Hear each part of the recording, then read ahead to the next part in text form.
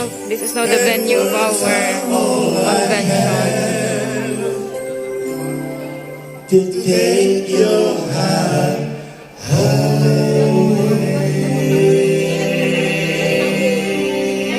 Hindi kita. Nay daw, ano kita rin? VIP, yan naman ang VIP. Oh. Ay, bala man. Mahal kita, and Mexican. Mexican. You know, Mexican. The food. Filipino food. Philippine food. With adobo. So I'm an Intramuros guy. Adobo. Ay, wow. With adobo, sir. With adobo. Thank you so much. God bless you. Oh no. The real secret is my wife. She has also a good voice. Oh, so you have to sing. Okay? You don't have to eat. Later in the Philippines.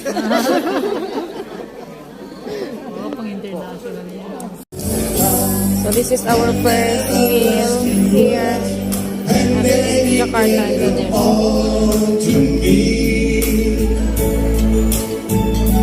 And I will give you all my life. I need you to come to me. So many You think that I don't even mean a single word I say. It's only words, and words are all I have.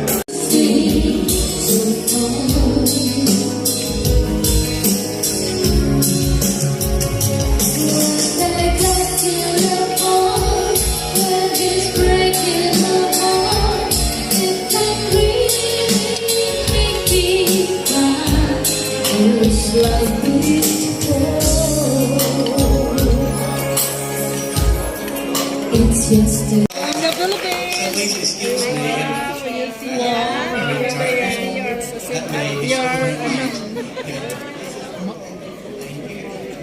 Gutulos ano eh. Automatic. unit talaga ano. Kailan ba ka? Ano ito ganyan? Ay, unit.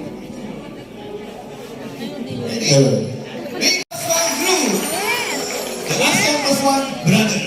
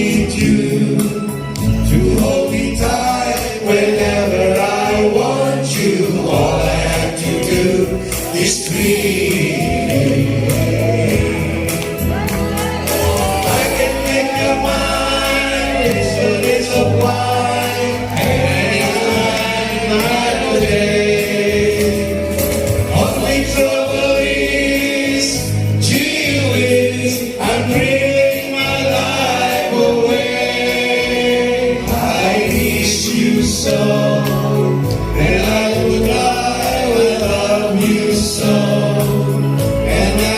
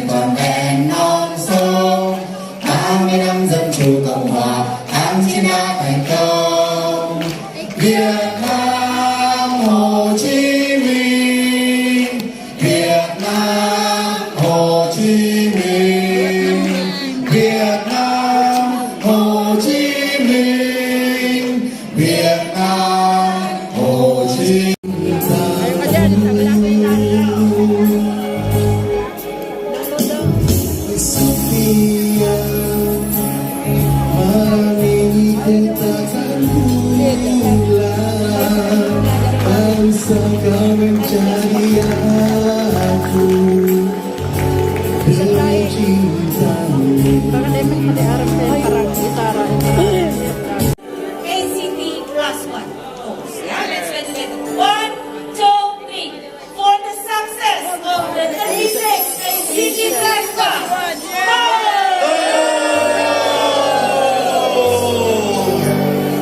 Thank you, ladies and gentlemen. See you tomorrow.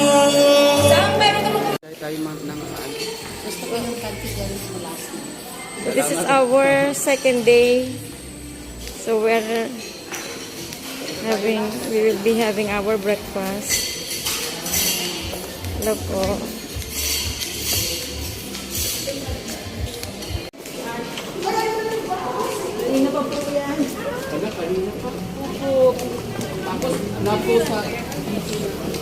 So we're going to the shuttle.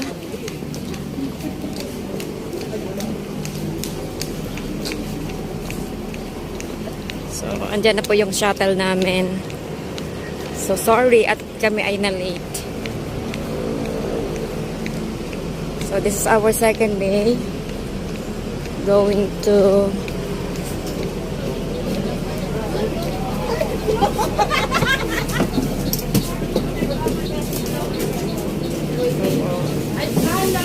Uy, Dana.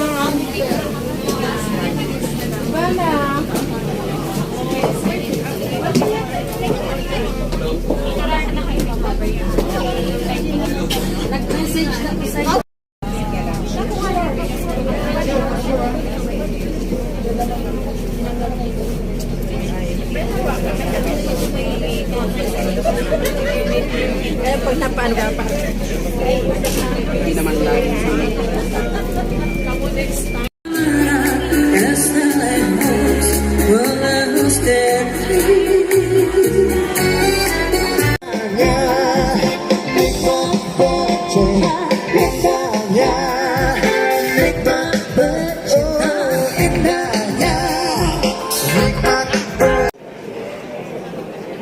Hello guys. So you will be witnessing the parade of the delegates for the ACT+1, the 36th ASEAN Council of Teachers Convention. We will not be able to join the parade because we are so many and they only require to have at least 5 participants for every country. ASEAN Council of Teachers Convention +1 in Mercure Hotel Ancol, Jakarta, Indonesia. Dengan tidak mengurangi rasa hormat kami, Bapak dan Ibu, untuk tetap menjaga protokol kesehatan selama acara ini berlangsung. We would like to remind you to always pay attention to the health protocol. Thank you. Hadirin yang kami muliakan, kita sambut bersama parade bendera yang akan diikuti oleh kehadiran delegasi negara-negara ASEAN dan Republik Korea. Ladies and gentlemen, let us welcome the flag parade, which will be followed by the presence of the delegates from ASEAN countries and the Republic of Korea.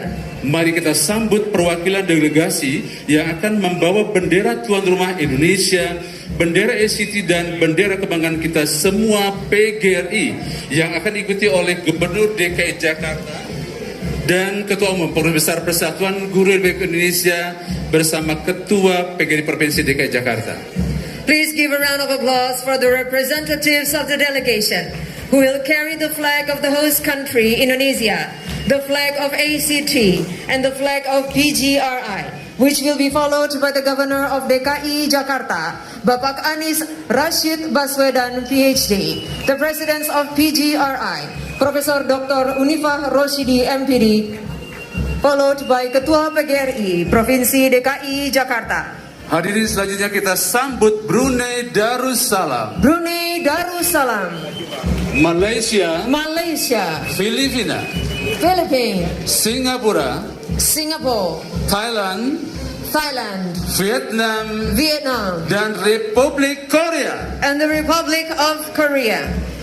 Dan mari kita sambut pula kehadiran Bapak Sekretaris Jenderal PPPGRI, Bapak Dr. Ali Rahim MPD, dan para pengurus besar Persatuan Guru Republik Indonesia, dan juga para ketua provinsi dari seluruh Indonesia.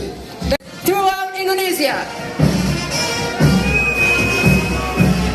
Dan hadirin yang berbahagia, Orkes Tanjidor merupakan kesenian khas Betawi yang terdiri atas alat musik yang dimainkan oleh sekelompok orang. Hadirin, mari kita nikmati bersama Tanjidor. Bagi Bapak dan Ibu yang ingin berfoto bersama Bapak Anies Rashid Baswedan, dipersilakan untuk kembali ke kursi masing-masing.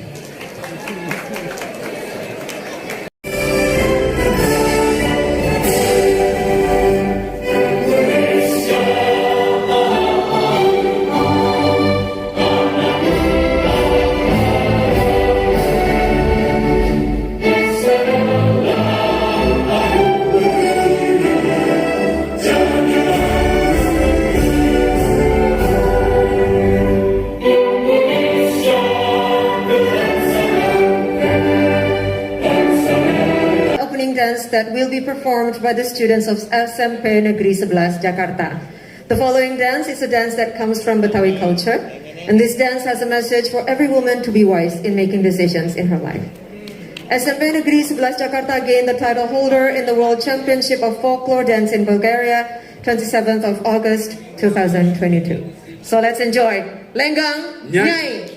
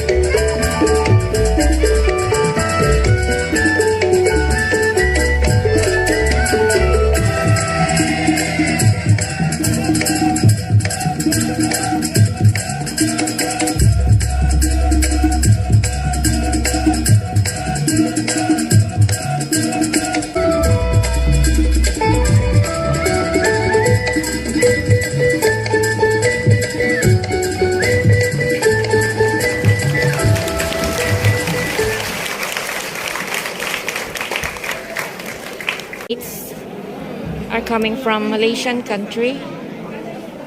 Okay. Post-pandemic recovery.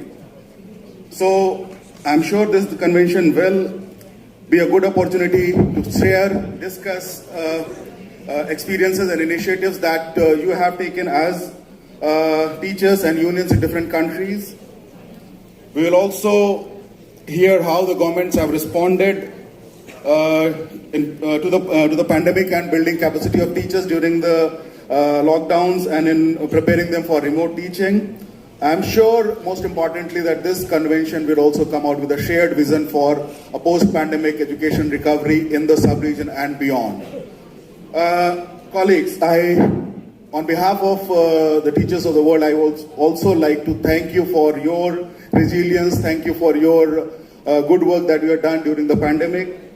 Since the beginning of pandemic, our teachers and education support personnel were at the front line of ensuring that learning is not disrupted for all students. Despite the numerous challenges of digital illiteracy, access to virtual infrastructure, equipments, and absence of human interactions, but they overcame the challenge of unknown by turning them into challenge of delivering quality education to all their children by innovating and learning themselves. They had to shift. Ladies and gentlemen, good morning. Selamat pagi.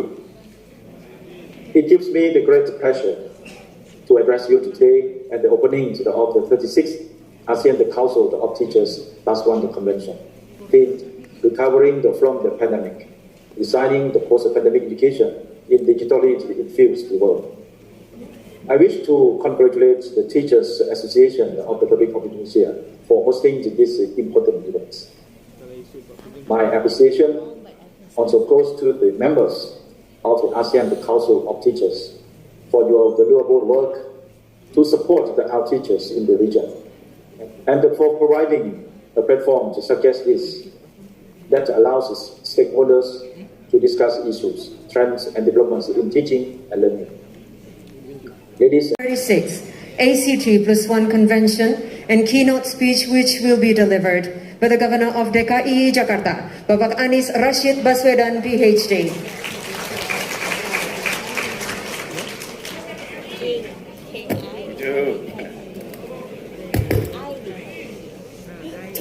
Selamat pagi semua. Good morning everyone. Good morning. Ketua Umum Persatuan Guru Republik Indonesia, Ibu Profesor Dr. Unifah Rosidi. Beri tepuk tangan sekali lagi untuk Bu Unifah. Yang saya hormati Ketua Dewan Pembina of EIAP, Mr. Anand Singh,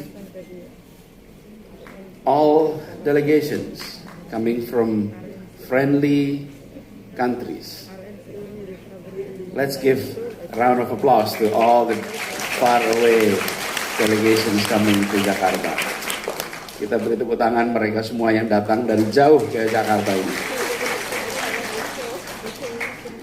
Distinguished speakers, distinguished participants, and again, everyone who are attending this opening session. Assalamualaikum warahmatullahi wabarakatuh. It is indeed an honor and privilege to be attending this convention.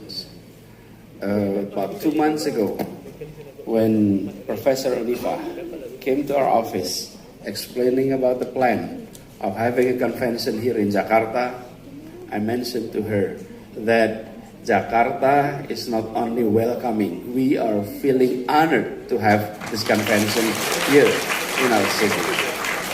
And we will do everything to support and to make sure that the convention goes very well.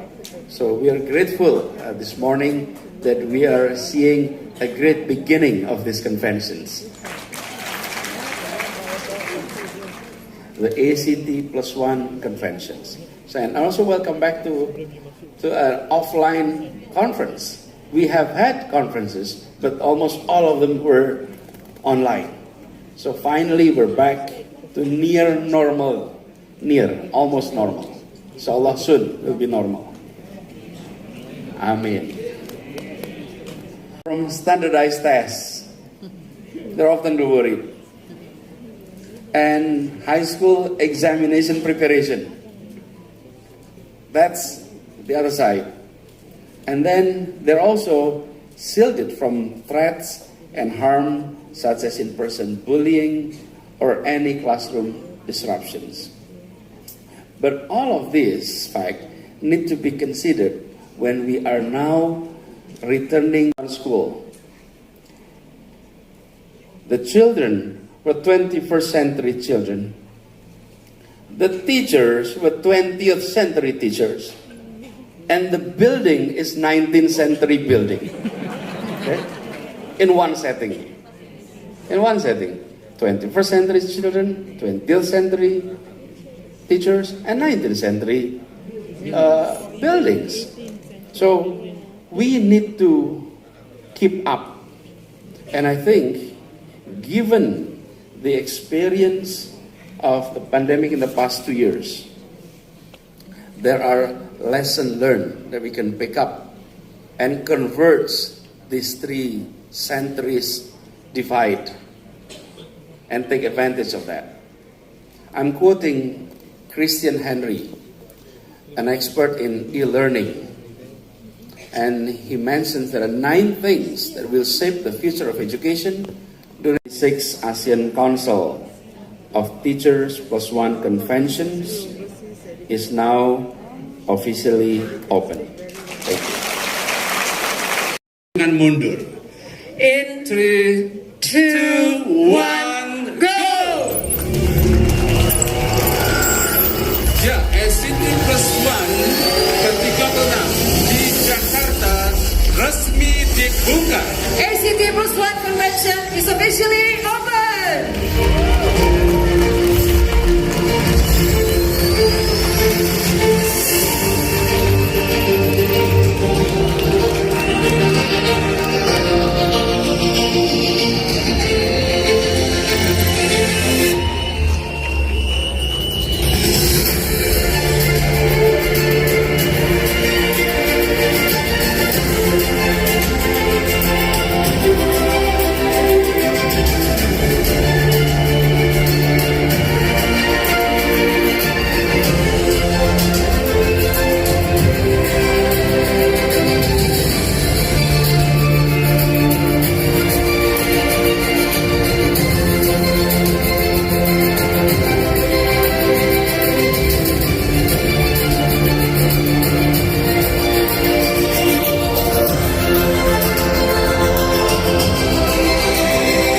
Dari negara ACT+1, Brunei Darussalam, Malaysia, Filipina, Singapura,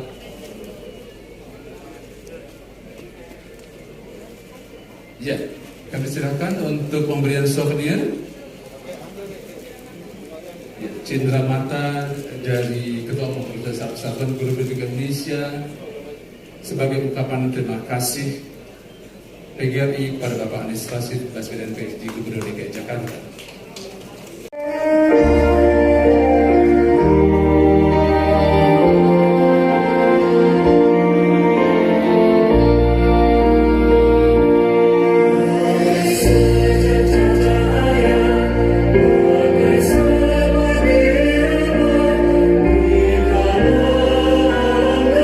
Their lunch. So we have our break time. To fill in their needs. This is for our snack. Because of the technology, because they are forced to be speeding up everything, and then we don't know where My they mistake. are.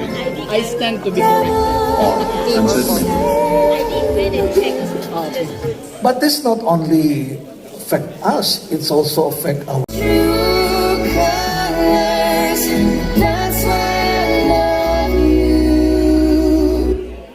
For some students, they are not having a good confidence to be in part of a group.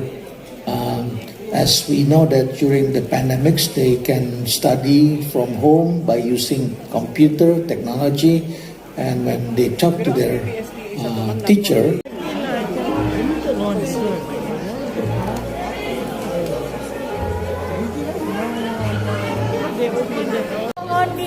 So good evening, our newfound friends. Mom? Panel session. Newfound friend. Newfound friend, yes. Mohon maaf, Ibu Bapak. From Singapore delegation, we would like to invite. I would like to present the digital ecosystem in post-pandemic education. I asked Professor Rifa why ecosystem, because they will wake up before the session starts. The session starts at the 7, they will be in the school at 5. And when the school's over, they don't want to go home. Because so sad. But in Indonesia, another way around, right? It's very difficult to bring them to the school, and when the school finishes, they are happy. Can we make the other way around? They are very happy, so they want to go to the school, but when the school finishes, they don't want to go home. Because the school are so exciting. The school are so engaging. That is our challenge, to make them addicted to learn. Next slide. The concept of gamification is becoming very popular. We tried to Industrial Revolution 4.0. Management, space, tools, pedagogy, etc. We continue it for the teacher for professional education. We're gonna take our lunch.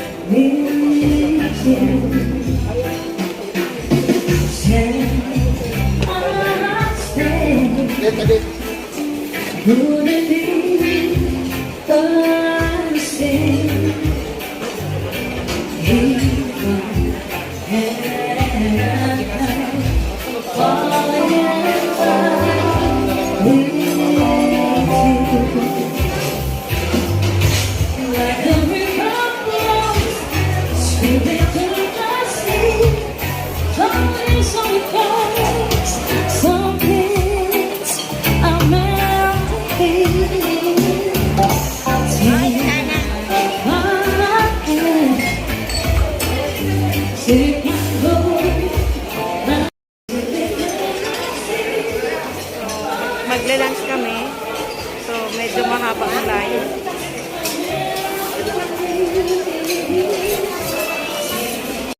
So, it's lunch time.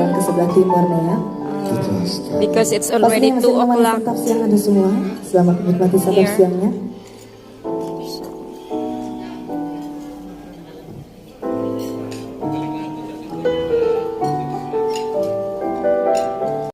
From Manila. From Manila. You look very young to be a father. Thank you very much. A wonderful afternoon to everyone. Allow me to give my appreciation and thanks to the Almighty Father for bringing us here safe and sound. And of course for returning our luggages. If not, I could have presented here half naked using the tribal attire of the IPs in our country. I am Gilbert Sadsad, currently the Regional Director of DepEd Bicol Region 5, where the majestic and perfect cone Mount Mayon volcano is located. I am the newly elected President of the Philippine Public School Teachers Association, or PPSTA.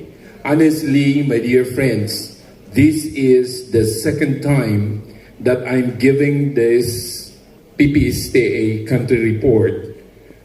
The first was in Brunei Darussalam in 2012. And this is the second after 10 years. Coping with learning loss, initiatives in education. We are all faced with this grim reality. School closures have caused large and persistent damage to children's learning and well-being, the cause of which is expected to be felt for decades to come. In fact, Vicky Ford, MP, UK Minister for Africa, Latin America, and the Caribbean, expressed that over 1.6 billion school children globally were shut out of school at the height of the pandemic, compounding the learning crisis poorer countries were already facing. This was mentioned by the keynote speaker this morning. This has been affirmed by the Global Education Evidence Advisory Panel, who stressed that early every aspect of education was impacted by COVID-19 pandemic. Access to schooling fell, nutrition was hampered, learning losses occurred, learning inequality increased, logistics became more complex, teachers' job became harder, and child mental health deteriorated. Amid this sad plight, we dare to ask how our education system around the world responding to the COVID-19 crisis. Allow me to mention some countries on their response in the continuity of learning and sustaining gains even if we are under pandemic or we were under pandemic. After the initial uncertainty that the educator sectors faced to ensure continuity in education, countries have mobilized efforts to put in place appropriate adjustments. Yung aking PowerPoint hindi gumagalaw. Okay. Sorry, I'm speaking Tagalog. I forgot I'm in Jakarta. Anyway, at least you know some words. One remarkable innovation is the launch of online platforms with educational materials for learners, teachers, and parents. In Indonesia, in your country, they have Rumah Bilahar. This is the platform providing learning current content, learning management system for digital classroom, and other resources that enable each users to interact, communicate online, and organize distance learning activities. While in India, there is MHRD, which is a collection of different platforms suggested by the Ministry of Human Resource Development for online learning during the health crisis. So they are the products. These are the products from Thailand. This is from Indonesia. Bali, Indonesia. This is Indonesia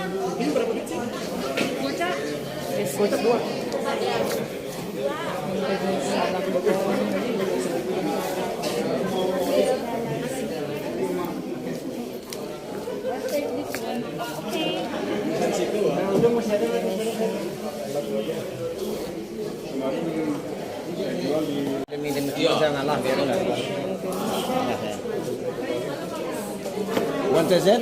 Dozen? How much?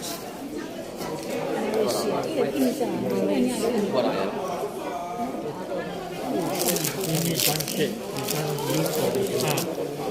bukan cerita panaskan terminal, tutup terminal.